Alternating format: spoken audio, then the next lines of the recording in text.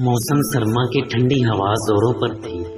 मर्द और औरतें, बच्चे और बूढ़े, दुकानदार और गाहक, आजर और मजदूर उन्हीं मलबूसात पहने अपने अपने कामों में मसरूफ थे। इसी दौरान अपनी बिल्डिंग की चौथी मंजिल पर बैठे बुजुर्ग का जी चाहा कि वो भी कायनात के फिरती हुस्न का नजारा करे। चनाचे वो अपनी व्हील चेयर को शीशे की विंडो के करीब ले आया और साफो शफाफ नीलगू आसमान पर तैरने वाले सूरज की तपश से अपने सर्द जिस्म को गरमाने लगा। और जो ही कोई सफेद बदली सूरज के सामने आती तो इसका दिल कमला जाता, और जब वो पीछे हट जाती तो इसका दिल बाग बाग हो जाता और मेरे मौला तेरा लाख लाख शुक्र है का तराना अलापने लगता। इसी दौरान वो बर्ग रफ्तार कारों और सवारियों से भरी हुई बसों और पुर रौनक दुकानों की तरफ देखने लगा।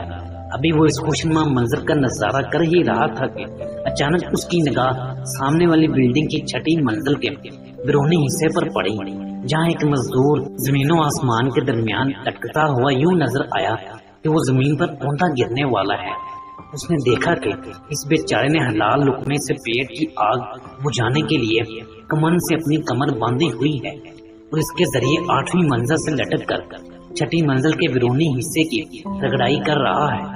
और खून मुंजमद कर देने वाली शदीद ठंडी हवा इसके जिस्म से आर पार हो रही है। इसे एक हाथ से कमर पकड़े वो दूसरे हाथ से रगड़ाई करते देखकर इस बूढ़े बुजुर्ग का दिल दहल गया कि खुदा ना खास्ता अगर कमर टूट गई या सर्दी की वजह से इसका हाथ छूट गया तो ये मस्कीन औंधा गिर पड़ेगा और इसका मनका टूट जाएगा। लिहाजा इस बुजुर्ग ने अल्लाह से दुआ मांगनी शुरू की कि उसे खैरो आफियत से मंजिल मकसूद तक पहुंचने की तौफीक अता फरमाए। मस्कीन मजदूर कमंद को दोनों हाथों से थामता हुआ हांफता कांपता आहिस्ता आहिस्ता 8वीं मंजिल की तरफ चढ़ने लगा। इस दौरान इसके हाथ सुरख और सर्द हो रहे थे और बदन कांप रहा था। अगर रहमते खुदावंदी इसका साथ ना देती तो इसके हाथ से कमन छूट या टूट जाती तो उसका जमीन और आसमान के दरमियान लटकता हुआ बदन धड़ाम से जमीन पर गिर पड़ना था। बहरहाल अल्लाह ने इसे सलामती के साथ 8वीं मंजिल तक पहुंचाया और फिर वो नीचे उतर कर अपनी कारकर्दगी की जिंदगी देखने लगा और अगले दिन के काम का प्रोग्राम बनाने लगा। सारा दिन काम करने की वजह से इस मस्कीन के आजाद बदन चूर चूर हो चुके थे और ये थोड़ी देर सुस्ताना चाहता ही था कि मगरिब की अजान हो गई तो ये करीब वाली मस्जिद में नमाज पढ़ने चला गया। इधर बूढ़े बुजुर्ग ने भी नमाज मगरिब की तैयारी शुरू कर दी। इस सिलसिले में इसकी नौजवान पोती ने इसकी मदद की। इसने इसे वजू कराया और इसकी वही चेयर को किबला रुख कर दिया। बूढ़े बुजुर्ग ने अपनी तवानाई और कमजोरी की वजह से कुर्सी पर ही अपने कमरे में नमाज अदा की और दोबारा अपनी वही चेयर को शीशे की विंडो के सामने करके बैठ गया और मस्कीन मजदूर की राह तकने लगा।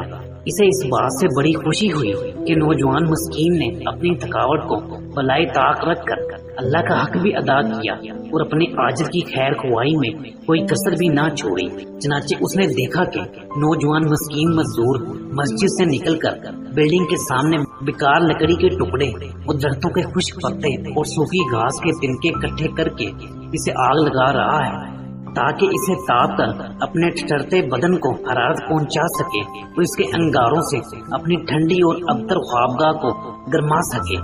अभी वो बेचारा आग सेकने बैठा ही था कि इसके सामने एक लंबी कार आ खड़ी हुई और इससे एक ढोलनुमा पेट और गंजे सर वाला साहूकार बाहर निकला और उसने हकारत के साथ इस मस्कीन मजदूर को देखा और बोला, तू कितनी देर से आग ताप रहा है? मुझे यकीन है कि तू सारा दिन आग ही तापता रहा है और जरा बराबर काम नहीं किया।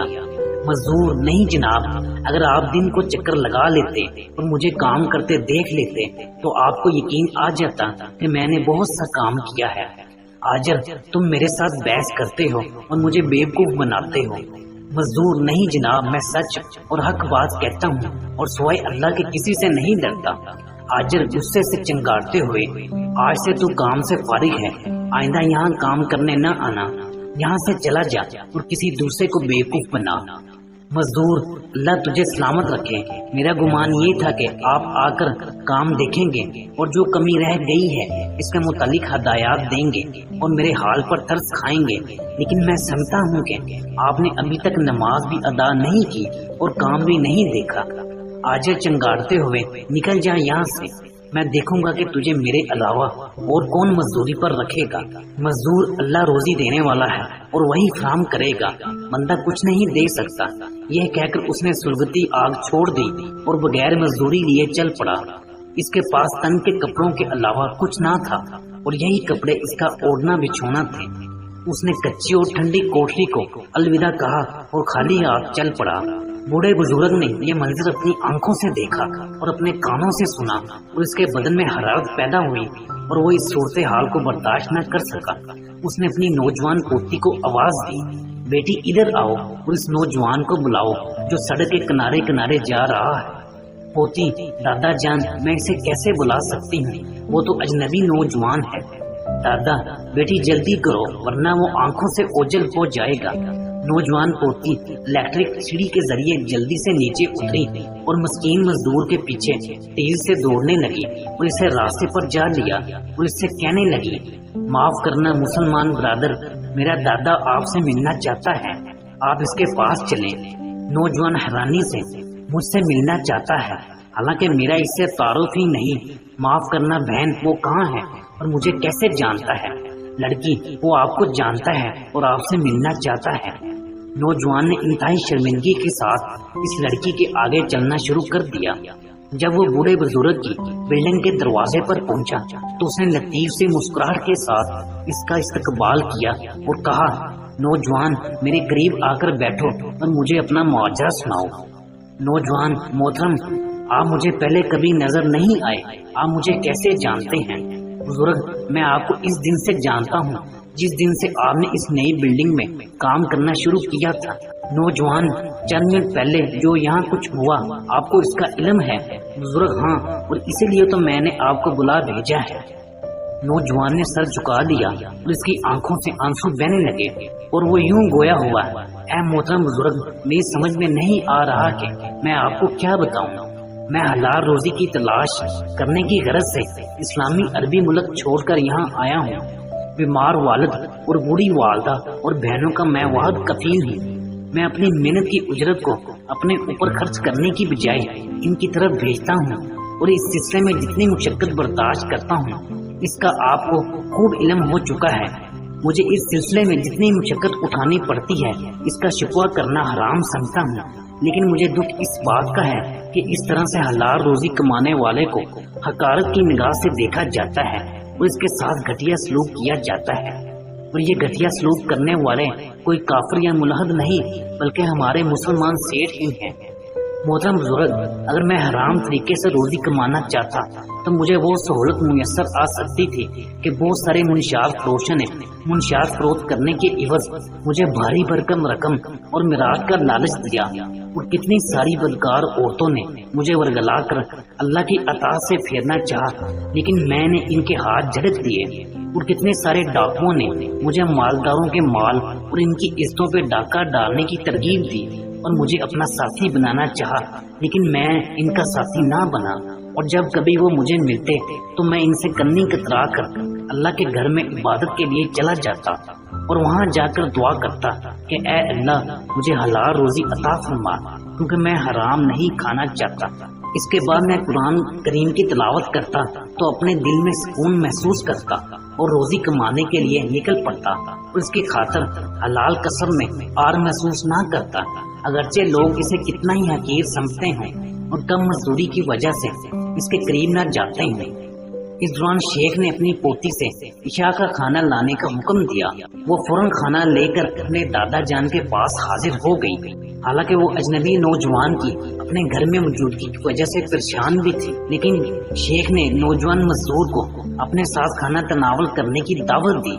جب نوجوان نے کھانا کھا لیا تو اللہ کا شکر ادا کیا اور واپس جانے کی اجازت طلب کی، لیکن شیخ نے اسے اپنے پاس بٹھا لیا اور اس سے میٹھی اور نرم گفتگو کرتے ہوئے کہا، اے نوجوان، تو نے جو یہ باتیں کی ہیں اگر سچ اور حق ہیں تو بہترین مسلمان ہے اور میں چاہتا ہوں کہ تیرے ساتھ رشتہ داری قائم کر لوں.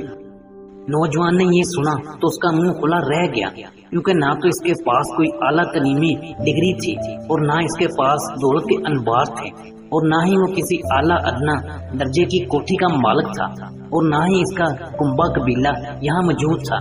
اس نے نہایت حیرانی سے پوچھا، اے شیخ، آپ کس سے میری شادی کرنا چاہتے ہیں؟ شیخ نے کہا، اے میرے بیٹے، دنیا کی زیب و زینت پر تفاخر نے انسانوں کی قدر و قیمت مٹا دی ہے، جس کی پرداش میں اللہ نے ہمیں بھلا دیا ہے۔ اے میرے بیٹے، میں تیری شادی اپنی پوتی سے کرنا چاہتا ہوں تاکہ وہ اس دنیا میں تیری تنہائی اور وحشت میں تیری معاون ہو۔ نوجوان اس کو یوں سن رہا تھا گویا وہ خواب دیکھ رہا ہو۔ اس نے اپنی آنکھوں پر اچھی طرح ہاتھ پھیرا تو اسے حقیقت سمجھتے ہوئے بولا، یہ کیسے اور کہاں اور کب ہوگا؟ شیخ نے کہا، انشاءاللہ صبح ہم رجسٹرار کو بلا کر عقد رجسٹر کروا لیں، آپ یہیں رات بسر کریں، لیکن عقد سے پہلے لڑکی سے اس کی موافقت ضروری ہے۔ اس کے بعد شیخ نے اپنی پوتی کو بلایا اور پوچھا، بیٹی، اس نوجوان سے شادی کے متعلق تیری کیا رائے ہے؟ اس نے حیات سے اپنی نگاہیں زمین پر گاڑ دی اور خاموشی سے رضامندی کا اظہار کر دیا۔ ناظرین، ہماری آج کی ویڈیو یہیں تک تھی۔ امید ہے کہ ہماری یہ ویڈیو آپ کو پسند آئی ہوگی۔ ویڈیو پسند آنے پر اسے لائک بھی کر دیں اور ہمارے چینل کو سبسکرائب بھی کر دیں اور گھنٹی کے بٹن کو پریس کر دیں تاکہ اس طرح کی مزید اچھی ویڈیو آپ تک بر وقت پہنچ سکیں۔ شکریہ۔ اللہ آپ کا حامی و ناصر۔